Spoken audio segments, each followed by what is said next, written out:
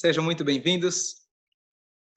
A gente hoje vai começar, de fato, a explorar duas histórias do Talmud, que quando você olha elas, parecem extremamente esquisitas, estranhas e absurdas. Mas essa foi a minha motivação de começar esse ciclo. A gente poder enxergar quão profundas são as palavras dos nossos sábios. Quão belas elas são, apesar de, às vezes, a gente não compreender. Então, eu vou agora compartilhar a tela.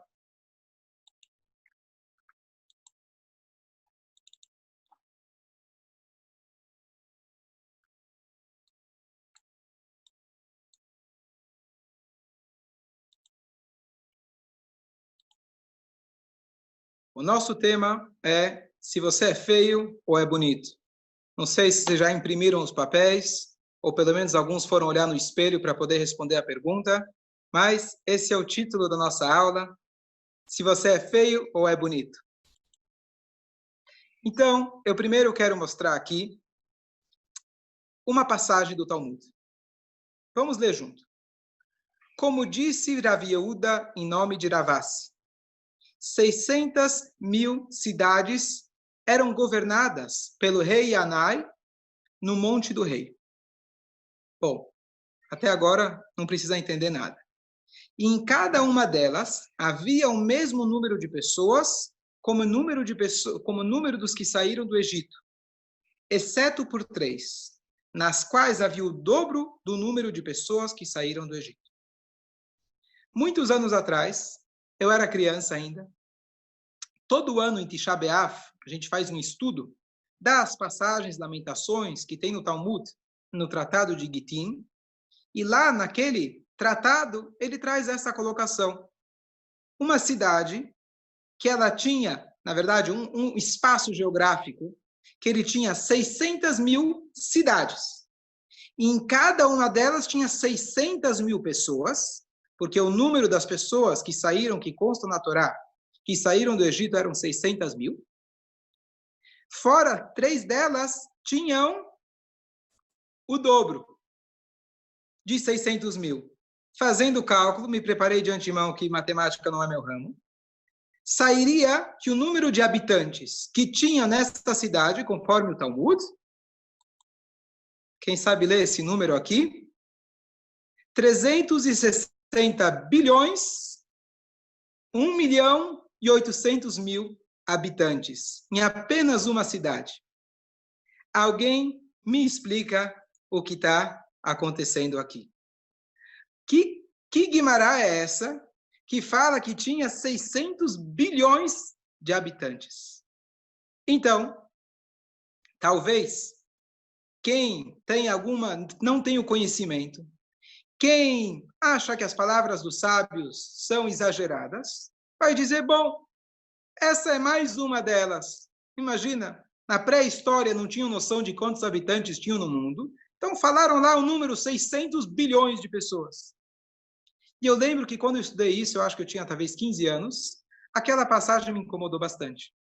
Eu ainda jovem, formando o meu raciocínio, formando e tentando desenvolver a minha fé, essa parte do Talmud não contribuiu para eu aumentar a minha fé. E eu lembro que na época eu questionei um dos professores da Yeshiva, e aí a partir da resposta dele, despertou a minha curiosidade de tentar ir um pouco mais a fundo. E não fazem muitos anos atrás que eu descobri um discurso do Rebbe que explica, não essa passagem especificamente, mas explica como a gente deve enxergar o Talmud nessas passagens que são aparentemente tão difíceis da gente poder compreender. Então aqui eu vou trazer para vocês, antes de falar a explicação do Rebbe, etc., dois comentários, um do Maimônides e outro do Ramchal, que ele também foi um grande mestre, que eles dão para a gente uma introdução de como a gente deve enxergar, entender essas passagens. Então, vamos lá para a primeira passagem.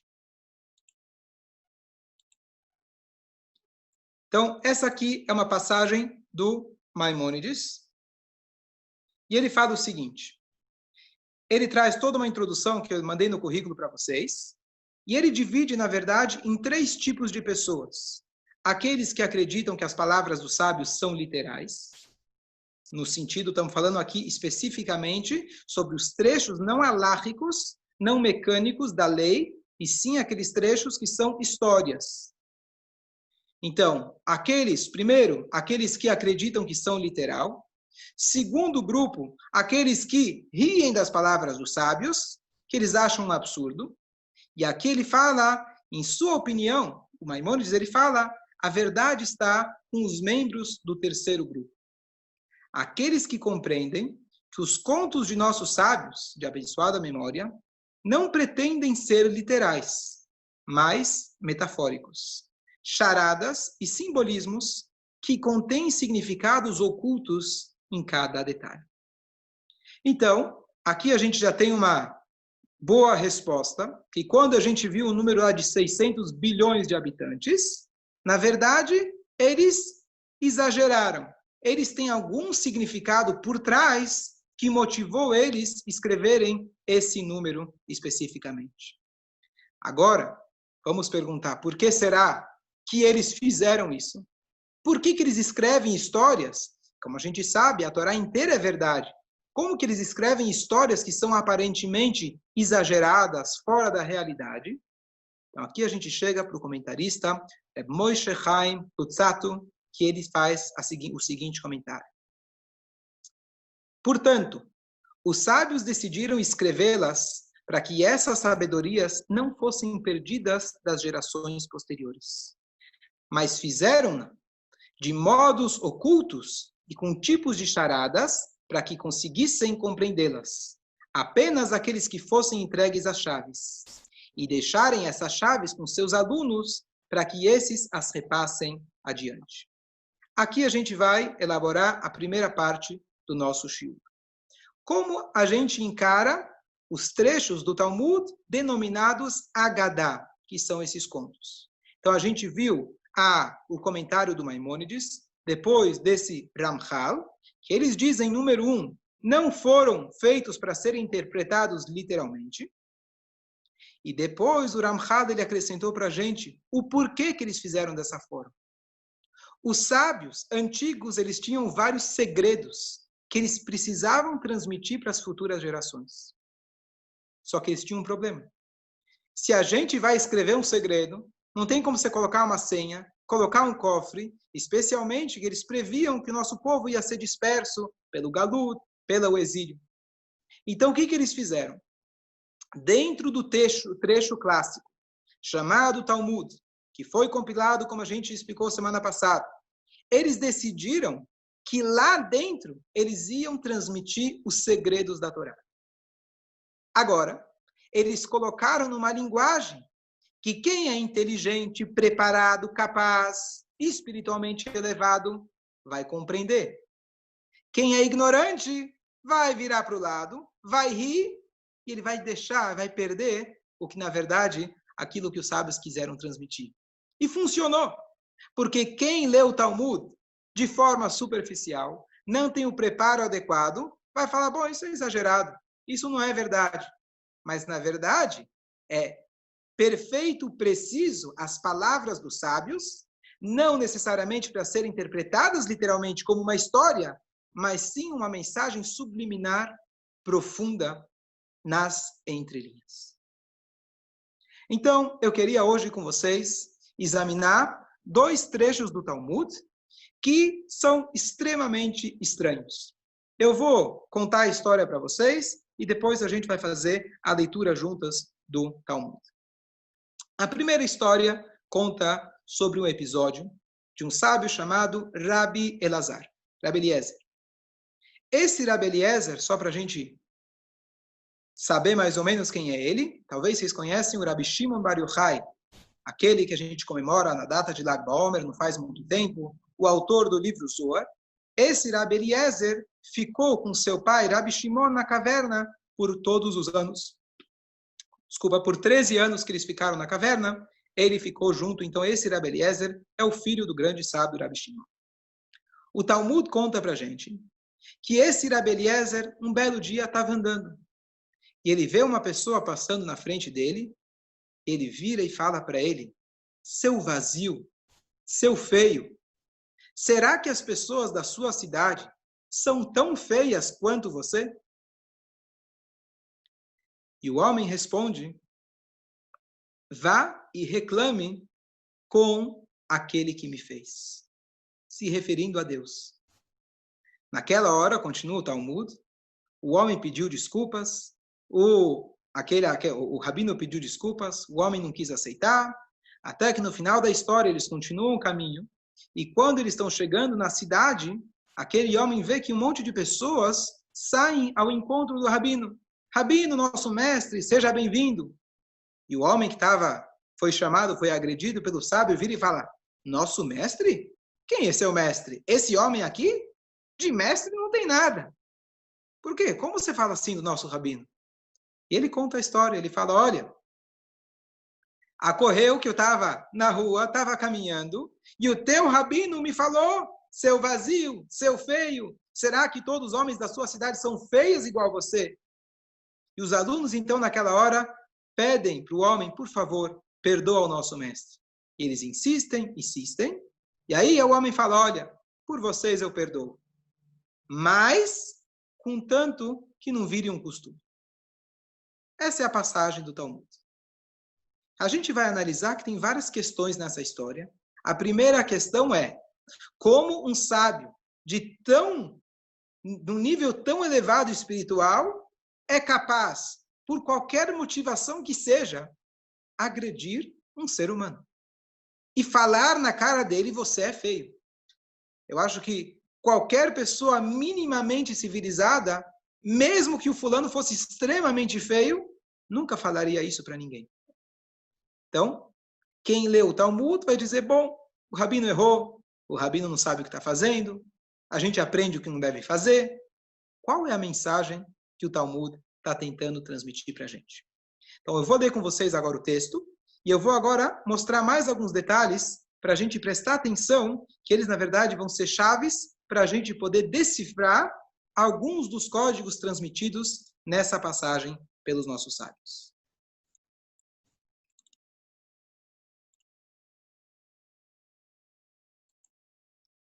Tá. O texto aqui é grande, mas eu fiz questão de colocar, porque aqui é o Talmud original, eu contei já para vocês a história, para a gente já ter uma noção, mas eu faço questão de ler dentro. Prestem atenção principalmente nas palavras que estão em negrito.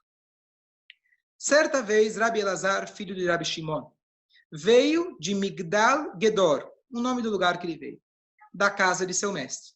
Estava montado sobre seu burro e passeando pela margem do rio. Estava muito alegre e satisfeito consigo mesmo, pois havia estudado abundantemente a Torá. Apareceu-lhe um homem, que era extremamente feio. Disse, olá, meu mestre. E o Rabi Elazar não respondeu o cumprimento. Mas ele disse, vazio, quão feio é este homem, se referindo a ele. Será que todas as pessoas de sua cidade são feias como você? E o homem então respondeu, eu não sei, mas vai e diga ao artista que me criou, quão feio é esse recipiente que criaste. Sabendo que havia pecado, o Rabi Elazar desceu do burro, atirou-se na frente do homem e lhe disse, reportei-me a ti inadequadamente. Perdoa-me. Ele lhe disse, eu não te perdoarei até que você vá ao artista que me criou e lhe diga quão feio é esse recipiente que criaste. Rabi Elazar continuou caminhando atrás dele, até que chegou à sua cidade. Os moradores da sua cidade saíram ao seu encontro e lhe disseram, bem-vindo, rabino, rabino, mestre, mestre. O homem lhes perguntou, a quem vocês estão chamando de rabino, rabino? Eles lhe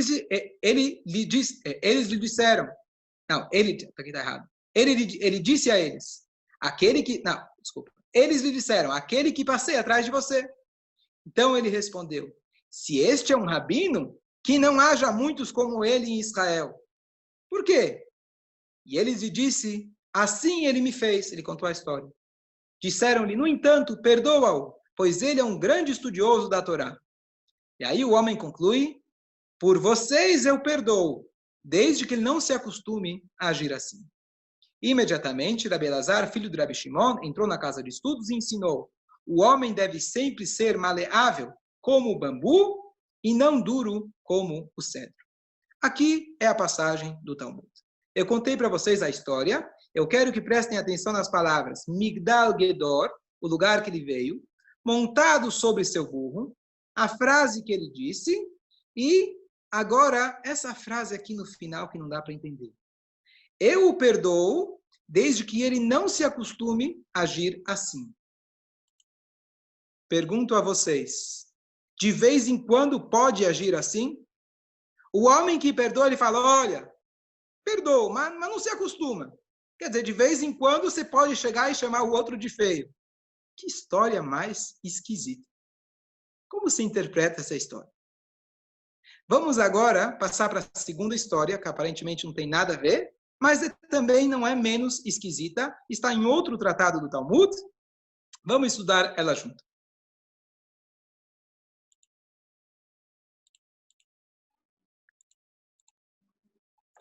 Bom, segunda história. Desculpa, vou primeiro contar a história, vai ficar mais fácil. A história conta do sábio chamado Rabbi Yohanan. Rabbi Yohanan ben Zakkai foi um grande sábio e o Talmud escreve que ele era extremamente bonito. Um belo dia, chegou o líder da gangue, o nome dele era Reish Lakish, e de longe ele avistou um homem muito bonito. Só que à distância, a beleza do Rabbi Yohanan parecia uma mulher. E ele então tinha pulado montanhas, assim diz o Talmud, ele pulou a montanha para violar o Rabbi Yohanan.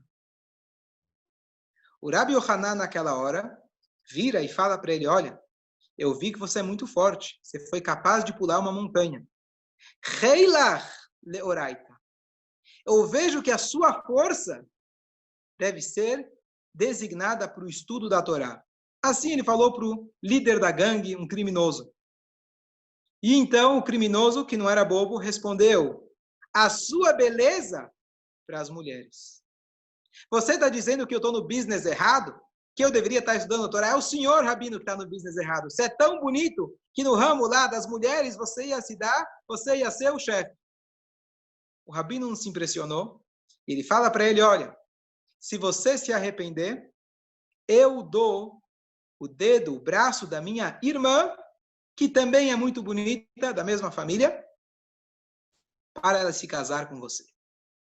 Dito e feito, o homem fez tchuvá, se casou com a irmã dele e se tornou um sábio tão grande, contemporâneo, e ele discute várias vezes no Talmud com o próprio sábio que aproximou ele. Rabbi Yohanan e Reish Lakish, eles estão mencionados no Talmud centenas de vezes, discutindo os temas mais variados da Torá. Essa é a história. Vamos ler a história, que parece um pouco estranha. Um dia, Rabbi Yohanan estava nadando no Jordão. Reish Lakish o avistou e pulou para dentro do Jordão atrás dele. Rabbi Yohanan disse a ele, sua força pertence à Torá. O outro respondeu, sua beleza pertence às mulheres. Rabbi Yohanan disse a ele, se você se arrepender de seus caminhos, darei a você minha irmã, que é mais bonita do que eu. O outro aceitou. Então o Reish Lakish tentou voltar ao lugar que estava antes para pegar suas roupas, mas não foi capaz de fazê-lo. Ou seja, na hora que ele aceitou, imediatamente ele perdeu aquela força sobrenatural que ele tinha de poder roubar, e ele não conseguiu sequer dar o pulo daquela montanha para trás para poder pegar as roupas dele. Algum tempo depois, Rabbi Yohanan ensinou a ele as escrituras e a Mishnah e fez dele um grande homem. E ele se tornou o Reish Lakish, famoso sábio, que de ladrão virou um grande sábio do Talmud. Pergunto a vocês, vamos imaginar a cena. Você está andando na rua 11 horas da noite. E, de repente, você está lá no teu carro e chega um cara, Deus nos livre, armado. E ele fala para você, abaixa o vidro. Você vira e fala para ele, opa, vem comigo para a sinagoga. Vem comigo para a sinagoga? Não, a história não termina por aí. Olha, se você vier comigo, eu deixo você casar com a minha irmã. Olha, que irmão, vou te falar. Que irmão que é esse? O cara veio aqui te violentar fisicamente e você fala, olha, faz chuvá, tá tudo bem. Então você chega lá para a irmã, você chega em casa e fala, olha, encontrei um cara, o cara é de família maravilhosa. Conhece as histórias? Conheço os pais, conheço os avós. Esse cara é aquele shidduch. É aquela frase que fala em hebraico, o shadchan, que é aquele casamenteiro. Tem uma brincadeira que tem um fundo de verdade, que são as iniciais em hebraico, sheker dover, kesev notel. Fala mentira e toma teu dinheiro. Então, todos os casamentos, para que aconteça esse milagre do casamento, tem que ter uma pequena mentirinha. Mas não desse jeito. Você vai chegar e falar, olha, esse cara veio me assaltar ontem e eu gostei do jeito dele. Eu achei que o cara leva jeito para o estudo. Então, semana que vem, daqui um mês, a gente vai fazer já o Lechaim, método antigo, religioso, ortodoxo. Você não precisa conhecer. Ele confia em mim, gente boa, e 2 meses depois estão casados. E o pior, deu certo. Como que funciona essa história? Então, de novo, a gente lê o Talmud, parece uma brincadeira. Quem acreditaria numa história dessas?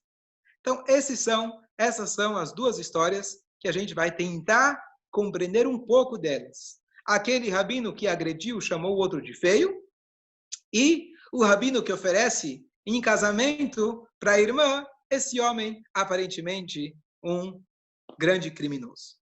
Então, vamos lá. Para explicar a primeira passagem do Talmud. Vamos se aprofundar um pouquinho. Os comentaristas do Talmud, aqueles que se encontram na própria página do Talmud, quem já abriu a página do Talmud, ou quem assistiu o vídeo da semana passada, dá para ver o fundo do Talmud. Então você tem o trecho intermediário, que são as palavras dos sábios da época do Talmud, ano 300 da Era Comum, mais ou menos. E depois você tem os comentaristas, que são sábios medievais, conhecidos como Urashi, o que viveu a época das Cruzadas, o neto dele e mais alguns que compilaram o Tosfot. Esses são os comentaristas clássicos do Talmud. Como que eles explicam essa passagem? Então eu não vim aqui inventar nada. Vamos ver o que eles falam. Eles dizem quem era o homem. Aquele homem que cumprimentou o rabino e foi chamado de feio era ninguém menos que o próprio Eliyahu Hanavi. Aquele que nos visita na noite de Pesach, aquele que participa de todos os Brit Milá e aquele que vai anunciar a vinda de Mashiach. Então isso facilita um pouco para a gente. Por quê? Porque foi uma pegadinha. Deus armou a situação de tal forma. Vejam que o Talmud conta para a gente que ele estava andando no seu burro à margem do rio. O Talmud não gasta palavras à toa. O que me importa onde ele estava? Importa o conteúdo da história. A Guimarães não vem contar a história com todos os detalhes. Andando no burro à margem do rio significa que ele estava distraído. Então, o Eliyahu Hanavi soube pegar ele num momento talvez de fraqueza. O Eliyahu Hanavi, sendo o profeta, ele soube se apresentar como de fato uma pessoa terrivelmente feia. E o intuito que Deus fez isso, aparentemente, foi para testar o rabino, mas mais do que isso, trazer para a gente uma lição maravilhosa. Então não é para a gente condenar a atitude do rabino, porque aquilo foi uma armação perfeita. Qualquer um de nós cairia, porque ninguém menos que o Eliyahu Hanavi, o profeta, fez, enviado de Deus diretamente, justamente para ele errar e poder nos dar a lição. Então fica um pouco mais fácil da gente compreender essa história. Essa é a explicação de número 1. Vamos agora para a explicação de número 2. Antes eu comentei que teve uma explicação, comentário do Rebbe, e eu queria elaborar nesse comentário que o Rebbe fez sobre essa passagem. E a pergunta que ele faz não é só a questão de o sábio chamar o outro de feio, mas ele questiona aquilo que a gente falou no final. Olha, eu te perdoo, mas não acostuma. Ou seja, de vez em quando, tudo bem. De vez em quando você pode olhar para alguém e falar, você é feio. Que história é essa? Então o Rebbe abre um parênteses. Vamos agora voltar ao filme para o ano que a gente comentou semana passada, 1948, da criação do mundo. A época de Avraham Avinu, o primeiro judeu. Não é o 1948 da Era Comum, que todos conhecem, e sim, 1948 foi quando Avraham Avinu nasceu, o primeiro judeu. Avraham Avinu, a Torá descreve para a gente que ele propagou o monoteísmo. Como que ele fazia isso? Avraham, ele tinha um hotel no meio do deserto. O nosso sábio descreve, ele era aberto para os 4 lados e ele recebia visitantes e ele recebia de braços abertos. Todo mundo lembra da passagem que quando ele tinha feito o Brit Milá, Deus fez um dia quente, até que Avraham estava sofrendo por não ter visitantes, e aí Deus mandou aqueles 3 anjos e etc. A história continua. Os comentaristas trazem para a gente como que o Avraham ele propagava o nome de Deus. Então ele tinha uma metodologia curiosa. Ele servia um belo jantar, carne, aperitivo, uma boa bebida, um bom vinho, estou imaginando. Servia para a pessoa, oferecia para a pessoa um lugar para ele dormir no meio do deserto. E no final de tudo ele fala, olha, bom gente, chegou a hora da gente agradecer àquele que nos deu a comida. Agora eu vou usar um pouco das minhas palavras para ilustrar um pouquinho. Então, as pessoas, imagino, viravam e falavam, bom, sim, muito obrigado, senhor Avraham, agradecemos muito. Não, você não está entendendo. Aquele que nos provê tudo não sou eu. Aquele que nos provê é o Criador, o Rei do Universo, o único Deus. O único Deus? Não conheço. Eu acho que esse aí não... Aqui, o Deus do Sol, Deus da Lua, Deus da Chuva, Deus dos Ventos. Esse aí, Deus aí, Criador, não está na minha lista, não conheço. Não, agradeço. Muito obrigado. Né? Eu conheço, às vezes, as pessoas fazendo parentes, vêm na noite do Shabbat, Baruch Hashem, com muita alegria, recebo em casa, 2h30 de papo, de conversa, de comida, e às vezes, alguns a gente fala, bom, vamos rezar Birkat Hamazon. Olhei agora, preciso tomar remédio em casa, desculpa, preciso voltar para casa. Outra vez a gente faz, aí a gente precisa insistir, não, é rapidinho, faz, não sei o quê, é normal. Então, Avraham Avinu fazia uma coisa que eu não faço, apesar de chamar Avraham. Ele falava, então, fica aí só um minutinho. Então, ele chamava lá o gerente, o garçom, quem fosse, e ele apresentava a continha. Está aqui, eu vou aqui fazer a conta, o pão, o café, o chá, o vinho, etc. Claro, estamos aqui no meio do deserto. Quem já fez compras num hotel, num navio, ele sabe que o preço é vezes 10, pelo menos. E assim ele apresentava uma continha lá dos seus 1 milhão de equivalentes rublos ou dólares, o que fosse na época. Aí o cara via e falava, o quê? Por que você está me cobrando tudo isso? Ele falava, peraí, quem vai te dar no deserto vinho? Você não tem nessas comunidades aqui, aqui custa. Aí o cara virava, mas peraí, como que era aquela rezinha mesmo que você tinha falado? E aí a pessoa rezava para Deus. Esse era o método descrito pelos sábios. Ele propagou o nome de Deus dessa forma. Oferecia comida, oferecia para a pessoa rezar, e se a pessoa não rezasse, ele colocava o cara na parede, tocou no órgão mais sensível do corpo, chamado bolso, aí o cara mudou de ideia. Essa é a passagem dos sábios. Aparentemente, extremamente estranha. Isso é forma de propagar judaísmo? O cara saiu de lá pensando, esse Avraham é um bobo, desculpa. Eu, em vez de pagar, eu rezei para o Deus dele, sei lá quem é o Deus dele. Falei o que ele me mandou falar, terminou, fui embora e volto para minha casa feliz. Esse cara, vou contar para os meus amigos, mandar eles virem aqui também. Fala lá, rezinha lá, rapidinho, agradece Deus. E temos aqui comida grátis, que cara mais... Que história é essa? Mas esse foi o primeiro judeu. Então o Rebbe naquela Sikha, ele questiona que forma de coagir é essa? Primeiro judeu. E o Rebbe responde da seguinte maneira. O Avraham, ele sabia, ele estava numa época muito difícil. Na época dele, não existia nenhum monoteísta além dele. Adão já tinha falecido, Adão.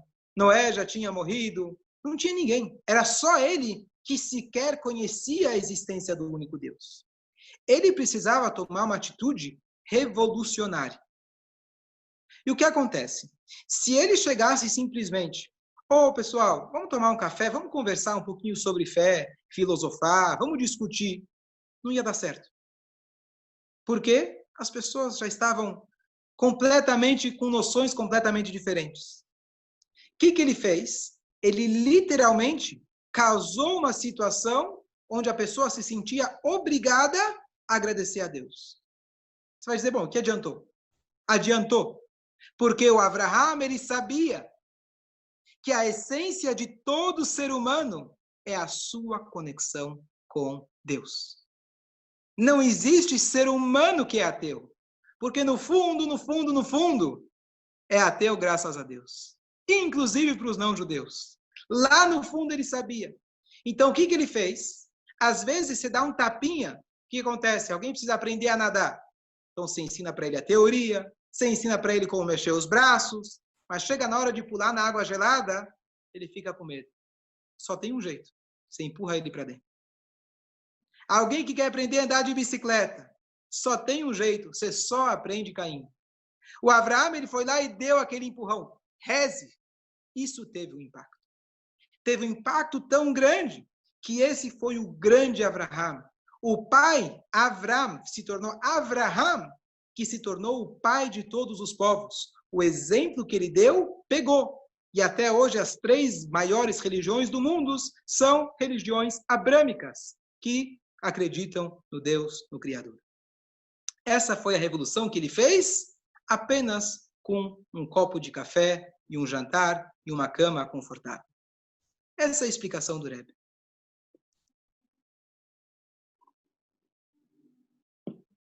Trazendo agora para o nosso assunto, o que acontece? Aquele homem, quando a gente diz que ele era feio, feio é uma descrição física, mas na verdade, feio nesse sentido é muito mais uma descrição da personalidade daquele homem. Quando ele diz que ele era feio, possivelmente ele era feio também fisicamente, porque a gente às vezes, quando você tem uma sensibilidade, panim, face, em hebraico se fala panim. Panim também é a palavra que significa interior. Aquelas pessoas com sensibilidade conseguem olhar na cara da pessoa. Você está triste hoje. Estou vendo que você está escondendo alguma coisa. Então, o sábio Rabbi Elazar, que vinha de um nível espiritual altíssimo, ele percebeu que aquele homem estava completamente corrompido. Uma pessoa completamente egocêntrica, uma pessoa que não tinha jeito dele abordar ele de uma outra forma. Se ele chamasse para ele, vamos conversar, vem na sinagoga comer sushi, vem, vamos conversar, vou cantar uma música, vamos participar de um Shabbat, nada disso ia. Ele percebeu que isso não ia funcionar. A única coisa que ia ter um impacto naquele homem é se ele desse, como se diz em Yiddish, um zetz, um tapa. Não que a intenção dele fosse negativa. A intenção dele foi absolutamente em despertar o homem. E olha que curioso. Como a gente vê que essa interpretação é verdadeira? Pode parecer, você está querendo justificar o rabino. Você está querendo falar, está querendo achar uma desculpa para ele. Número 1, se fosse para achar desculpa, o Talmud não teria contado para a gente. Se fosse para omitir qualquer coisa, o Talmud não teria contado. Por que o Talmud conta essa história? Então vamos ver o final da história. O que ele fala? Quando ele ataca o homem de uma forma, digamos assim, agressiva, não convencional, o homem responde para ele, vá e reclame com aquele que fez esse objeto, aquele que fez esse recipiente. Ou seja, o rabino ele tentou influenciar o homem de uma maneira que talvez aquele despertar, aquele encontro, ia poder despertar o homem para aos poucos começar a meditar na vida, começar a mudar os caminhos, mudar a sua conduta. Mas o que aconteceu foi imediato. Assim que o rabino falou para ele, deu um choque de realidade para ele, o homem se lembrou de Deus. E ele falou de Deus, e ainda ele falou, chamou a si mesmo como um recipiente. Que linguagem é essa? Recipiente. Recipiente significa alguém que está pronto para receber as bênçãos, a emanação, a conexão. Agora vem o outro lado da história. O Rabbi Elazar pensou, opa, A minha atitude teve um efeito tão imediato, eu acho que eu errei na dose. Porque se o cara tivesse tão mal como eu tinha imaginado, talvez demoraria alguns meses ou anos para ele poder mudar de ideia e mudar os caminhos. Ele mudou imediatamente, eu consegui perceber a mudança dele radical, que imediatamente ele lembrou de Deus. O que ele falou então para o homem? Desculpas. E é interessante, por que ele falou desculpas? Sem esse comentário a gente não ia entender. Será que um rabino daquele nível precisava entender e ser lembrado pelo homem, vai e reclame para Deus que me fez? Quem é culpado pela sua fisionomia? Você não se fez. Na época, pelo menos, não tinha plástica. Quem é culpado da sua fisionomia? Será que o Rabezar não sabia disso? Aí quando o homem falou, reclama com Deus, me desculpa. Desculpa, você não sabia? Rabino, você não sabia que ele foi criado por Deus? Só quando ele te falou, você pede desculpa? Não. Ele só lembrou de Deus porque o rabino falou com ele dessa forma.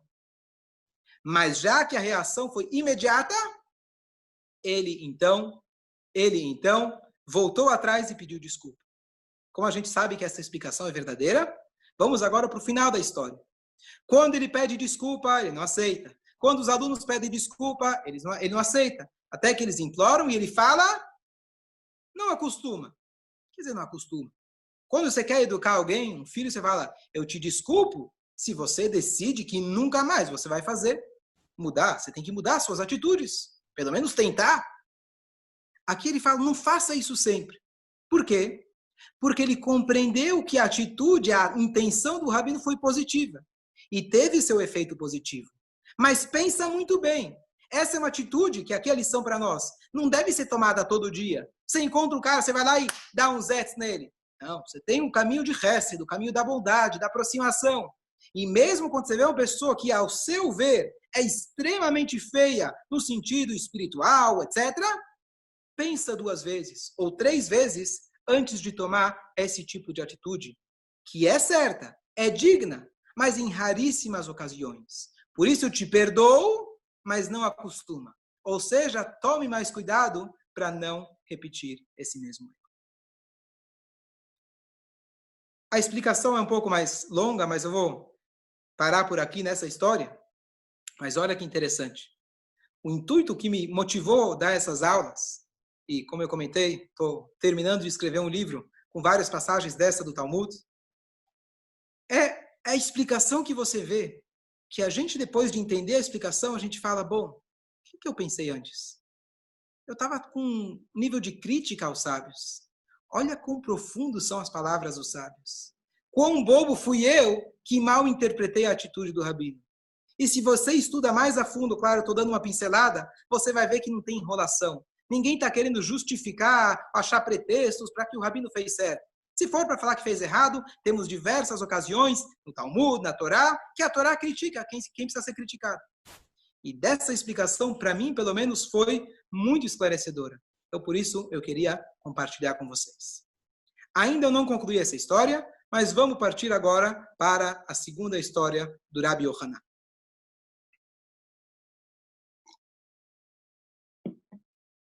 Como que o Rabi Yohanan, ele sabia que aquele truque dele deu certo? Se a gente quiser fazer uma comparação entre o feio e o bonito, e aqui o título da aula, o feio a gente já sabe. Bonito, talvez vocês podem conectar com a segunda história que eu comentei, que o Rabi Yohanan era muito bonito, a irmã dele era mais bonita. Mas não era ele o bonito da história. O Rabi Yohanan pergunta, como que ele sabia que essa tática dele ia dar certo? Como que ele teve tanta confiança ao ponto de chegar em casa e falar para a irmã, eu encontrei o homem perfeito para você, sabendo de onde o cara estava vindo? Pela seguinte questão. Vou agora elaborar nas minhas palavras para ilustrar um pouco mais. Quem era esse Reish Lakish? O Reish Lakish, ele era o líder dos ladrões, o chefe. Como que alguém se torna o chefe da gangue? Então, na verdade, tem um caminho longo. Ele vai para a escola quando pequeno. E, de repente, ele não se dá bem na escola. E ele chega em casa e o pai dá uma bronca nele. A mãe dá uma bronca nele. De novo tirou 0. De novo recuperação. E de novo me ligaram da escola dizendo que você aprontou. E assim ele foi crescendo. 5 anos, 7 anos, ficava de segunda época, ficava de conselho, repetia de ano. E assim a história continuava. Um belo dia, ele viu que a escola não estava indo bem para ele. E ele foi passear na rua. Ele encontrou uns amigos que gostaram dele. Aquelas más influências que começaram a ensinar para ele outras coisas que na escola não se ensina. E ele começou a aprender a manha. E ao invés de voltar para casa depois da escola, ele ia se divertir com esses amigos. Quando ele tinha 18 anos, ele já era quase chefe. Quando ele atingiu seus 25, ele já era o chefe da gangue. Essa é a história que a gente pode imaginar por trás de um homem que se tornou o chefe da gangue, Reish Lakish. Bom, os anos se passam, esse homem já sabe que ninguém dá crédito nenhum para ele, ele sempre foi um failure, sempre foi um perdedor, sempre foi alguém que não deu exemplo, alguém que não teve boas notas, alguém que não foi um aluno exemplar, um filho exemplar, um irmão exemplar, então ele achou um outro rumo, aonde lá pelo menos ele se enquadrava. Chegou um belo dia. O Rabbi Yohanan viu esse homem. Quem era o Rabbi Yohanan? Rabbi Yohanan ben Zakkai, ele foi o líder do povo de Israel durante a destruição do segundo templo, que foi aproximadamente no ano 70 da Era Comum.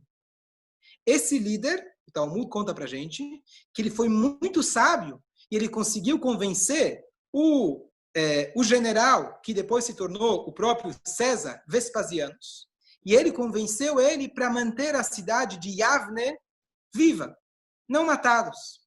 E ele transferiu os sábios, o sinédrio e todo aquele conjunto de sabedoria da Torá para uma outra cidade fora de Jerusalém, chamada Yavne. Uma pessoa que liderou o povo no nível mais alto possível. Então, realmente, uma pessoa com caráter extraordinário. Ele vai fazer mikve. Ele tirou suas roupas para se banhar no rio. E, de repente, ele vê uma pessoa extremamente malvada, mas com uma força anormal. Como o Talmud escreve, ele pulava montanhas. O Rabbi Yohanan conseguiu enxergar aquele homem muito além daquela feiura superficial. Diferente da primeira história, ele conseguiu enxergar, esse cara é muito forte, só que essa força, esse potencial incrível que ele tem, nunca foi bem aproveitado. Ele foi usado para um caminho totalmente errado. E ele ganhou, ele ficou lá com grande louvor, se tornou o chefe. Mas eu consigo enxergar lá dentro que no fundo é totalmente o contrário. Heilach leoraita, a tua força vem da Torá, a tua força vai ser designada para a Torá. Eu consigo enxergar lá dentro que você é lindíssimo, você é uma pessoa fantástica. E por que deu certo? Porque foi a primeira vez, imaginemos, que o Reish Lakish recebeu um crédito, alguém que confiasse minimamente nele. Nunca alguém confiou nele. Nunca alguém deu uma chance para ele. Tudo que ele ouviu na sua vida, você não vale, você perdeu, você me dá trabalho, você não presta. E foi isso que aconteceu. Aquilo que ele ouviu foi o que ele se tornou. Já o grande mestre, Rabbi Yohanan, o mestre, o chefe, o tzadik da época, ele mostrou para o homem, eu confio em você. Depositou a confiança. E o homem achou que era brincadeira. Falou, tudo bem, você acredita que a minha força é para a Torá? Então vem você para o meu time. Vem você deixar de ser rabino e vem lá para as mulheres. O rabino falou, não. O que eu estou falando não é brincadeira. Não são palavras bonitas para tentar te convencer de alguma coisa. Você quer ver? Eu coloco em jogo, eu deposito a confiança a tal ponto que a minha irmã, eu vou falar para ela casar com você. Qual foi o resultado? Deu certo. Olha a visão do Rabbi Yohanan. Aquela história que parecia uma coisa absurda, realmente deu certo. E a lição daqui é fantástica. A lição daqui é maravilhosa. Quantas vezes a gente não julga as pessoas pelo seu exterior? Não só a fisionomia. O exterior pode ser as atitudes, a forma que a pessoa age, aparentemente desonesta, aquela pessoa que você quer estar distante. Sejamos grandes. Aprendamos do Rabbi Yohanan. Vamos tentar olhar, sejam nossos filhos, sejam nossos netos, sejam nossos alunos, que a gente olhe para eles e deposite a confiança. Mostra para eles de verdade que você confia e acredita neles. Faça isso. E o Talmud ensina para a gente que vai dar certo. Não sei se você começa oferecendo a tua irmã, o teu irmão. Não sei se essa é uma boa receita. Mas, com certeza, se você mostrar para o teu filho ou para qualquer pessoa, eu confio em você e confio mesmo, isso dá certo. E agora eu quero voltar para outra história. A outra história contou para a gente do homem feio. Essa história contou de como o sábio não agrediu ele, muito pelo contrário. Olhou para o interior e não olhou para a feiura superficial dele. Olhou para o interior dele. Eu quero voltar para uma outra explicação lindíssima que eu vi da primeira história e aqui a gente vai fechar esse ciclo. Ciclo, eu digo, fechar as duas histórias. Eu vi uma explicação bonita, metafórica, é de um rabino contemporâneo. Então eu digo, não sei quão original, autêntica ela é, mas com certeza tem uma lição muito bonita. Ele interpreta o Talmud, como eu falei antes, o Talmud ele tem várias camadas, como toda a Torá, de interpretação. Tem o literal, tem as lições, e assim por diante. Então, além da história, conforme a gente explicou, que são verdadeiras as explicações, uma que era Eliyahu Hanavi, aquela explicação que eu trouxe do Rebbe, que ele chamou o homem como Avraham Avinu, agrediu ele, tomou uma forma mais drástica. Tem uma outra explicação, saindo do literal, metafórica, mas também cabe nas palavras de forma muito bonita. O que esse rabino interpreta? Ele fala o seguinte, esse diálogo pode ser interpretado também que ele aconteceu, não literalmente, mas ele aconteceu na própria mente do rabino. Como assim? O Talmud começa contando que ele veio da casa do seu mestre, Migdal Gedor. Lembra que eu falei do nome? O Maharal de Praga, famoso, Yehuda Leib de Praga, quem vai até hoje tem lá a sinagoga dele, aquele famoso do Golem, etc. Ele faz o seguinte comentário. Migdal Gedor é um lugar que não conhecemos. Não consta em nenhum lugar da nossa história, Talmud, etc., que havia um lugar chamado Migdal Gedor. Mas o Talmud fez questão de contar esse lugar. Migdal em hebraico significa torre. Gedor, Geder em hebraico, significa cerco. Então seria, ele veio da cidade, do lugar, chamado Torre Cercada. Diz o Maharal de Praga, torre é um lugar alto. Cercada significa quando você quer se afastar, quando você quer se fechar dentro da sua própria zona de elevação. Então o sábio, ele estava vindo daquele lugar, lembra que eu coloquei em negrito? Ele veio daquele local que simboliza a elevação espiritual, mas ao mesmo tempo, a pessoa que se priva, a pessoa que se afasta dos outros, temendo que aquilo poderia comprometer o seu nível espiritual. E ele estava montado sobre um burro. Essa interpretação eu não vi escrita, mas baseado no ensinamento do Baal Shem Tov, eu concluo que é o seguinte. Por que o Talmud conta para a gente que ele veio montado num burro? O que me importa? Burro em hebraico se fala hamor. Matéria, materialidade em hebraico se fala homer. Montado sobre a materialidade. Então ele estava vindo de um nível espiritual altíssimo. Quando você lê o Talmud, parece que ele estudou a Torá e virou orgulhoso. Peraí, como que alguém estuda a Torá e vira mais orgulhoso? Mas conforme essa explicação do Maharal, fica um pouco mais claro. Não era o orgulho, e sim essa elevação espiritual e a maneira como ele encarou o espírito de querer se afastar dos outros. Construiu uma torre e ele se cercou. Montou em cima do burro, ele está acima da materialidade. E aí ele encontra um homem feio. O homem feio, a gente já explicou antes, que pode ser a questão que ele encontrou um homem feio espiritualmente, etc. Mas agora vem a outra interpretação, que é a seguinte. Quem era o homem feio? Ele mesmo. Quando ele saiu de uma zona espiritual altíssima e estudou muito a Torá, se elevou, de repente ele olha para si mesmo e fala, para que eu tenho esse corpo tão egoísta?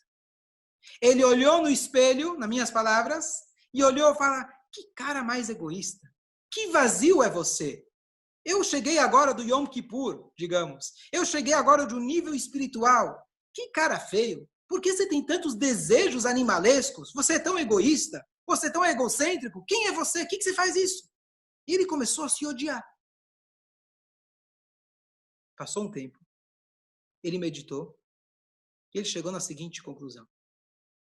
Lech Leuman Sheasan. Vai e reclame para aquele que me fez. As nossas imperfeições, quem desenhou elas, quem projetou elas, foi Deus. Então, apesar que você veio de um nível espiritual altíssimo, saiba, compreenda que o intuito de tudo isso não é você se elevar na torre e você criar uma cerca em volta de você.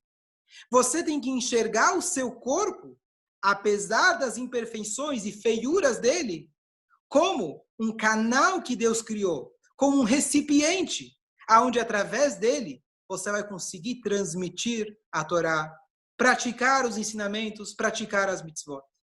E dessa forma, ele se acalmou. Essa é a mensagem. Olha que bonito. Ela combina perfeitamente com a segunda história. Aparentemente, quando a gente viu essa história do feio, pareceu a coisa mais agressiva do mundo. No final das contas, a gente conclui que as duas histórias têm a mesma ideia. O Rabi Yohanan conseguiu olhar para aquele homem e falou, você não é feio. Você é lindíssimo e eu confio em você. Vai fundo, eu confio e eu dou a minha irmã para você. A primeira história, conforme essa explicação, ensina não só para você olhar para o teu filho, para o teu neto, para o teu vizinho, para a tua esposa, para o teu marido. Começa a olhar para você mesmo, não como feio. Começa a olhar para a tua Neshama. Começa a descobrir a sua alma. É verdade que você tem imperfeições, todos nós temos. É verdade que você errou e tem muitas falhas, talvez vai continuar fazendo. Esse é o corpo que foi feito por Deus. Vamos focar no que está por trás. Vamos focar na nossa alma. Lá dentro temos uma conexão intrínseca com Deus. Lá dentro, como Avraham Avinu, ele demonstrou, todo ser humano tem uma conexão com Deus. E basta você, às vezes, tirar a poeira que está em volta. E essa é a mensagem das duas histórias. Queria, então, aqui concluir que a gente possa, se Deus quiser, descobrir essa nossa beleza interior. Olhar no nosso espelho mental e a gente se inspirar e a gente entender que todas as nossas imperfeições não é isso que nos define. O que nos define é a nossa beleza interior, a nossa beleza da nossa alma, a nossa conexão com Deus. E através disso, se a gente focar nessa parte, tanto em nós e nos outros, a gente de fato vai conseguir, tal como Reish Lakish se tornou um grande homem, a gente vai tornar todo aquele nosso potencial, exercer esse nosso potencial e tornarmos as pessoas que devemos ser. Queria concluir, nada é por acaso, a data de hoje é a data do Yurtzai, do Gimel Tammuz, a data de elevação do Rebbe, e tal como o Rabi Yohanan naquela história, ou tal como o Rabi Eliezer naquela história, ele foi uma pessoa que nos deu esse exemplo. Sempre depositou confiança em cada indivíduo. Eu comentei hoje no Shurim, de que o Rabino Jonathan Sachs, ele falou que a grandeza do Rebbe de Lubavitch é que ele não criou discípulos, ele criou líderes. Ele mostrava para cada um, a história do Jonathan Sachs, incrivelmente, vou contar rapidamente, ele esteve no Rebbe, muitos na sua juventude. Ele era jovem, ele não era religioso, ele tinha um pouco de tradição, e ele decidiu, como um cara extremamente conhecedor, inteligente, filósofo, ele queria conhecer as personalidades importantes de todos dos Estados Unidos. Ele pegou um ônibus e ele começou a viajar para os grandes líderes judaicos, sejam qualquer linha que fosse, ele foi conversar com eles. E ele conta que ele foi visitar o Rebbe.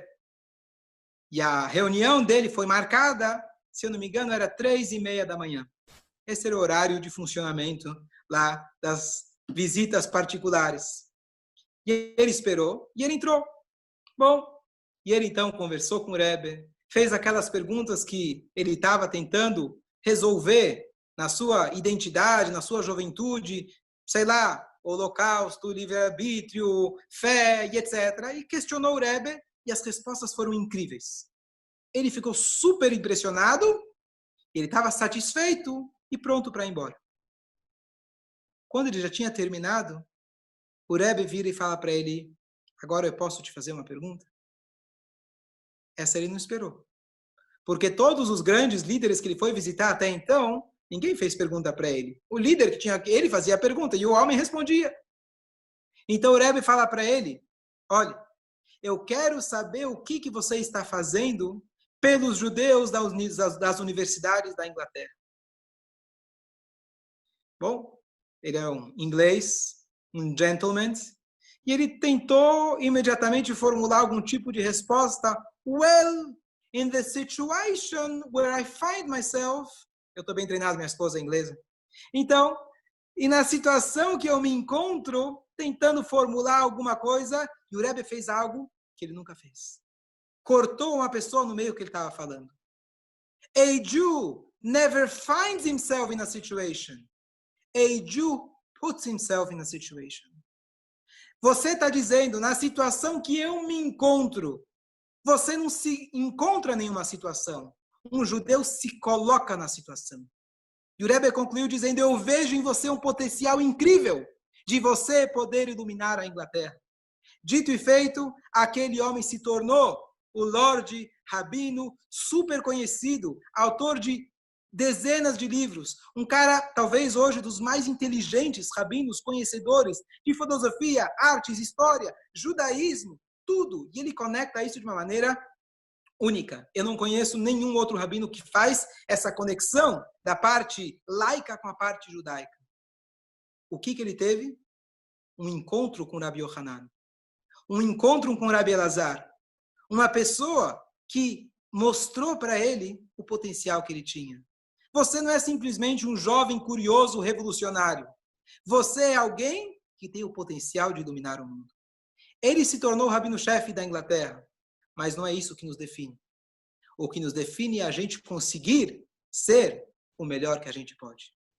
Uma boa noite, Shabbat Shalom, e se Deus quiser, quinta-feira a gente continua. Se alguém tem dúvidas, por favor, está convidado a fazê-lo. Bom, Kol HaKavod, eu realmente fiquei impactada com o shiur, emocionada, gostei muito. Aliás, essa semana é muita emoção. Foram as mulheres do Rabada, aquele encontro fantástico, 500 mulheres, tanta coisa.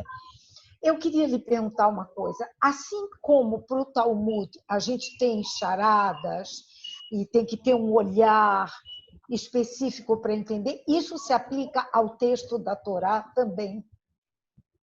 Sim, com certeza absoluta, mais ainda na Torá do que o próprio Talmud, porém com o seguinte cuidado, maior cuidado ainda. Como a gente está tratando do texto bíblico original, onde cada letra é mais do que precisa, é Deus mesmo literalmente falando, sequer através do sábio, que também tem sua validade, mas não é, digamos assim, no mesmo nível, a gente tem que sempre tomar o cuidado de consultar aqueles comentaristas que têm o conhecimento que a gente sabe ao longo da história para poder fazer esse tipo de ensinamento. Não sou eu que vou chegar na Torá, como muitos fazem às vezes. Eu li a Parashá e concluí tal. Pode ser que sua conclusão seja bonita, seja autêntica, mas tem o perigo de não. Então, por isso, a gente sempre tem que tomar o cuidado de saber quais livros consultar. O grande perigo hoje, a gente entra no Google e tem lá todo tipo de explicação. Então, com certeza, a Torá, sobre cada letra dela, número 1, tem os 4 níveis de interpretação e tem, na verdade, 70 explicações.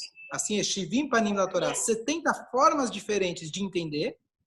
E a Kabbalah diz que cada uma dessas formas tem 70 formas de entender. Só para te dar um gostinho. Tá bom. Obrigada. Dá para a gente fazer bastante shiur ainda. Esse é o resumo. Boa noite, Rabino. Boa noite, Marcelo. Rabino, Quem está falando? boa noite. Alberto. Uma pergunta. Na sua interpretação, onde ele fala sobre onde ele vai se enxergando dentro dele mesmo, tá? Sim. Eu fui acompanhando todo o teu raciocínio e tem uma parte que, para mim, não ficou claro. Onde entram os moradores da sua cidade?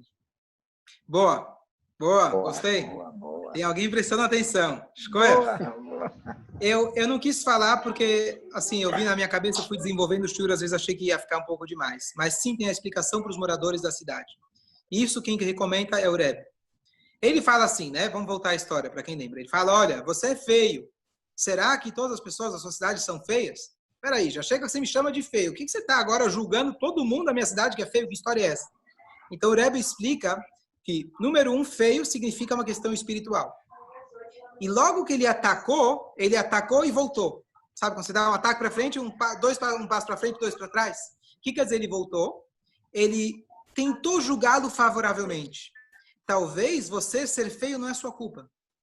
Você é um resultado das circunstâncias onde você se encontra. Aonde as pessoas que você mora são feias. Então essa é a pergunta dele, não como um ataque aos outros, mas tentando justificar, talvez as pessoas da onde você mora são feias.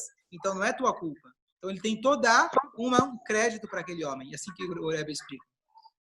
Obrigado por Mas você falou que essa cidade não existia. Como é que não existia se os homens são feios, então? Não. A gente está confundindo 2 cidades. Tem a cidade da onde o Rabino veio. O Rabino veio de uma cidade chamada Migdal Gedor, que a gente falou que tem um sentido metafórico. A cidade onde eles foram, que não descreve sequer o nome da cidade, porque não é relevante, era uma cidade com pessoas existentes. Então a cidade do Rabino era talvez metafórica, mas a cidade para onde eles foram era uma cidade. Ok. Quem mais? Rabino aqui. Miguel, vamos. Vamos lá. Puxando um pouco para a minha área, na matemática existe uma coisa chamada comprovação por absurdo, em que você cria situações absurdas para comprovar situações não absurdas. O que deu para observar dessas 2 pequenas histórias foi que nós fomos de uma coisa absurda, como Charles cutucou, e fomos para uma coisa real. É essa observação que eu vejo. Nós estamos usando a comprovação de absurdo da matemática.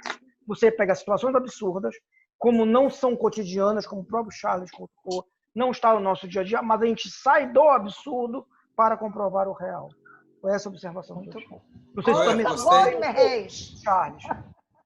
Não sei se eu ajudei um pouco o Charles a... Zaco Baruch. Charles, dá um joia, Charles. Dá um joia, escolha. Quem mais? Mais alguém quer falar? Temos ainda 34 pessoas na... Ô, Rabino, eu quero fazer uma pergunta, por favor. É o Renato aqui do Rio. Quem está falando? Não estou vendo. Renato Sachs, aqui do Rio. Você está na câmera ou não? Não, estou sem câmera. Desculpa, Rabino. Pode falar. É o seguinte, 2 dúvidas, na verdade. A primeira é que você deu aquele primeiro exemplo de 6 bilhões e você botou uma interrogação. O que seria, no caso, eu pensei que você ia continuar falando por que apareceu esse número todo enorme. Entendeu? Eu vou te dar a resposta. De novo, eu economizei para a gente conseguir focar e não trazer muita informação. Mas muito bem, então vamos continuar. Por que aquele número 600 bilhões? Então vou concluir a minha história particular, como aconteceu. Eu fui para o Rabino, na época, questionar, já com uma intenção assim, dizendo, não é verdade, né? Mais um comentário dos sábios que eu não acredito muito. Como eu falei, na época, ainda jovem, tentando formular a nossa maneira de pensar. Ele levou a sério uma pergunta. Em vez de ele desmerecer minha pergunta e falar que eu não tenho fé, coisa assim, ele foi estudar. O que eu acho realmente muito digno. Ele foi estudar, foi tentar entender. E ele abriu o comentarista clássico, que ele fica não na própria página do Talmud, ele fica nos comentários atrás, ele chama Maharsha. Rabbi Shlomo depois eu passo o nome exato dele, que é um sábio que viveu, digamos, talvez 500, 600 anos atrás, tá? Mas é um comentarista clássico. E ele justamente tem um comentário específico sobre essas passagens da Torá chamados Agadá. E ele fala Lashon Guzma. Foi um exagero. O Talmud usou uma linguagem para, como se fala, to bring out a point, para poder te trazer um conceito, mas foi um exagero. Essa foi a resposta dele, que na época foi suficiente para mim. Passou um tempo, ainda fica estranho. Como que a Torá vai exagerar? Ou é ou não é. Tudo que a gente quer com a Torá é dizer a Torá é absoluta, é matemática, não é mais ou menos, 2 mais 2 é mais ou menos, é ou não é. Então aqui vem a explicação da Hassidut, que o Rebbe também explica, que ele fala o seguinte: existe uma regra que a gente sabe que a Torá veio dos céus. O que é a Torá? Torá é a sabedoria divina. A gente consegue, com a nossa compreensão extremamente limitada, extrair um pouco das camadas superficiais da Torá. Então a gente sabe, por exemplo, a camada mais importante, que é a prática. A gente lê a Torá, sabe o que nós temos que fazer. Depois você tem as várias camadas de interpretação autênticas, baseadas nos livros, etc., e camadas infinitas, porque estamos falando aqui da Torá que recebemos no Sinai, que veio de Deus. Então, o que acontece? A linguagem dita pelos nossos sábios vou falar em hebraico, Torá medaberet ba'elyonim, umeramezet batartonim. A Torá fala lá em cima e ela dá dicas aqui embaixo. O que significa isso? A Torá, ela pode ser compreendida na sua magnitude, na sua forma plena, somente nos mundos superiores. Aqui embaixo a gente tem pequenas dicas da Torá. A gente sabe o que a gente tem que fazer, que é o mais importante. Mas a compreensão da Torá, o que a gente tem aqui nesse mundo, é extremamente limitada. Então, quando o Talmud, essa questão, essa linguagem que ele fala que é exagerado, quando o Talmud fala, o comentarista ele fala que é exagerado, o que significa? Ou é ou não é. Exagero significa o seguinte: no plano físico, não haviam 600 bilhões de pessoas.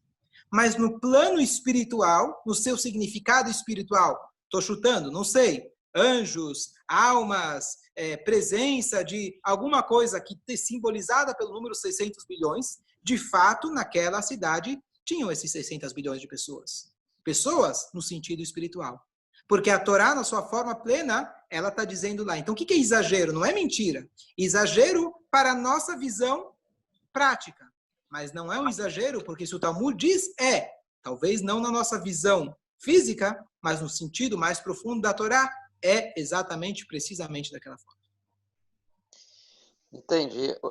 Se alguém quiser perguntar, depois eu pergunto, dá chance para os outros. Vamos lá. Estou vendo aqui bastante gente ainda.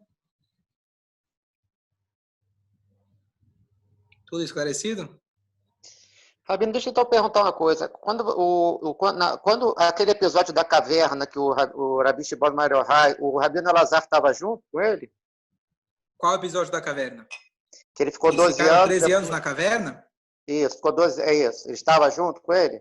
Claro, sim, sim. Então, depois de 12 anos, quando ele foi voltar, quando ele viu alguma pessoa, eu não lembro, eu lembro mais ou menos que ele viu alguém fazendo alguma coisa, ficou chateado e acho que quis matar, não sei, uma coisa assim.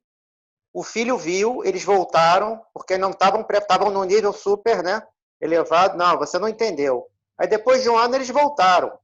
Aí eu entendi, ou seja, o filho viu o que o pai fez, quer dizer, ele estava no nível. E será que quando você falou que o Rabino Elazar, ele não passou nesse teste, ele já não tinha visto isso, de ser feio ou bonito, que a pessoa já não tinha aprendido? Deixa eu só explicar que você falou rapidamente, então quem está escutando aqui, só para explicar o que ele está dizendo.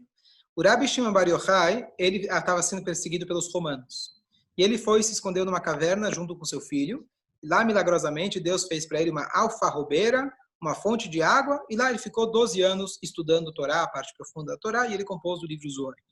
Quando eles saíram de lá, o Talmud relata para a gente que todo lugar que eles olhavam com seus olhos, eles viam pessoas trabalhando, eles queimavam. O filho, na verdade, o filho dele olhava, o Rabi Elazar olhava, e o pai apagava. Qual que é o significado? Eles estavam vindo no nível espiritual, onde eles dedicaram a vida inteira para a Torá, e Deus proveu suas necessidades. Então eles olharam com um olhar crítico para a realidade e falaram, peraí, por que as pessoas precisam trabalhar? Vamos estudar, vamos rezar, e é suficiente. Então eles não estavam prontos para entender que as outras pessoas não estavam no nível deles. Então eles voltaram mais um ano para a caverna. Eles voltaram mais um ano para dentro da caverna para conseguir fazer um pouso, para entender que as pessoas não necessariamente viviam daquela forma. Ao ponto que o Talmud escreve que a opinião do Rabi Shimon é que a pessoa não tem que se preocupar com comida, com trabalho. Estuda a Torá que Deus garante. E o outro sábio, que fugiu agora o nome, não concordava com ele. O Talmud conclui, muita gente tentou fazer como Rabi Shimon e não deu certo. A comida não caiu do céu. Então, por isso, a lei fica que nós precisamos trabalhar. Então, agora, dentro desse contexto, esses dois combinam muito bem com a nossa história. Que eles realmente vinham de um nível espiritual, o filho dele, principalmente, com um olhar crítico à materialidade. Com um olhar, assim, quem é você? Você é feio. Você deveria estar o tempo todo espiritualizado. E a lição que o Talmud traz para a gente é justo o contrário. De que você precisa entender as pessoas. Ele precisa pedir desculpa. O Talmud conclui dizendo, seja maleável. Quer dizer, seja maleável, seja compreensível. Essa justamente foi a mensagem que ele trouxe para a gente. Tá, e a última é rapidinho. Você falou que o Avram, no caso, o Avram não chegou a se encontrar com o Noah, não?